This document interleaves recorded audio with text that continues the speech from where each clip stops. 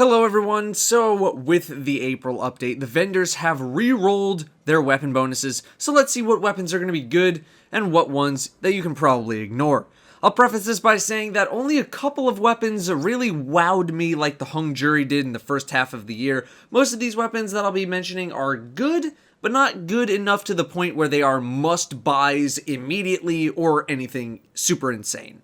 We'll start with Dead Orbit. The two to look out for here are Patch A, the shotgun, and the Hitchhiker fusion rifle. Patch A is nothing insane. It does have a little bit for both PvE and PvP. The final round is kind of nice for PvE stuff, with knee pads being more of a PvP thing. Linear Compensator gives a slight boost to damage and range, which is kinda nice for a shotgun. Rifled Barrel is a significant boost to range though if you're willing to go through really slow reloads. The Hitchhiker FR4 fusion rifle comes with hidden hand, braced frame, and hot swap. I don't like this as much as another fusion rifle we'll talk about in a second, but the bonuses on it are solid. Moving to Future War Cult, we have the Villainy and the Vacancy. The Villainy Pulse Rifle comes with glass half full and Head Seeker. I think Head Seeker is a little overrated, but it's definitely not the worst. It also comes with Perfect Balance or Reinforced Barrel for more stability or range, whichever you want. This thing's not too bad as well. Great stability or good stability and good range, both should serve you pretty well. The Vacancy is a fusion rifle, and with the buff to fusion rifles, this one could potentially be the god roll.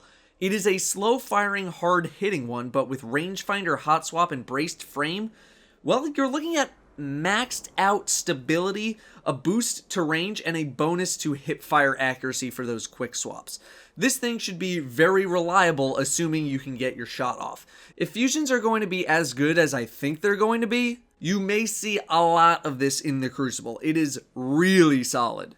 Next, we'll hit up the Vanguard. The only thing here that really caught my eye was the Apple of Discord. Counterbalance is a great bonus, especially on a pulse rifle. Head Seeker is alright too. This has stats comparable to the Smite of Moraine, but with Counterbalance on the thing, it should be pretty good. Not like the others is alright, people like explosive rounds, I personally don't care for them, but people do like them. Who's Next is good if you can snag that kill with the final round. The Conspiracy Theory is going to be your super high damage shotgun with pretty decent bonuses, life support and performance bonus. You also have Reinforced Barrel for the range boost, since you're not going to have to care about stability on this shotgun. It ain't the quest one, but it's still a very good option.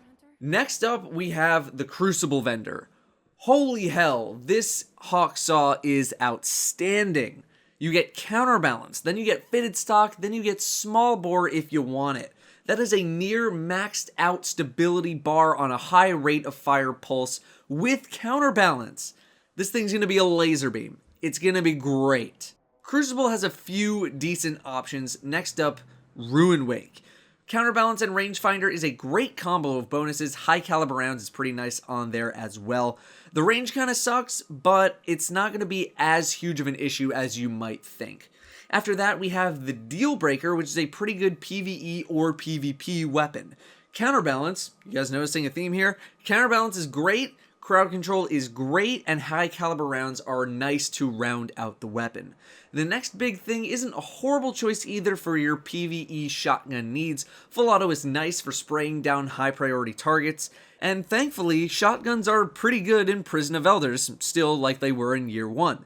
The Panta Ray is a slightly faster firing fusion rifle with rangefinder and knee pads. You can get a nice chunk of range at the cost of reload speed, which is a very good trade-off. We'll have to see how the different fusion rifle archetypes fare in this patch in the Crucible. I think it'll be interesting. Finally, New Monarchy has the Righteous 7 auto rifle and the Objection 4 heavy machine gun. The Righteous 7 is an auto rifle, Counterbalance, shocker, and Perfect Balance is going to give you an incredibly stable weapon, although that archetype of auto rifle isn't exactly in the limelight at the moment, so we'll have to wait and see about that. The Objection 4 is literally the same thing as the Ruin Wake, except it comes with 4 more shots. Otherwise, it's basically going to be the same experience as Ruin Wake, so feel free to pick up one or the other. Those are your updated vendor weapons for the April update. Like I said, only a couple of weapons really wowed me in terms of how good they were. Most others felt like you could get them from a reward as an activity. You don't really need to rush out to get most of them. I would prioritize Hawksaw for PvP, and the same goes for the Vacancy, the fusion rifle. If there's a weapon that you really like that I did not put on here, feel free to drop it in the comments. There were a couple of fringe weapons that I didn't put on here that I maybe could have, I just maybe wasn't really feeling them. That's going to do it for me, guys. Thank you all very much for watching, and I'll see you next time.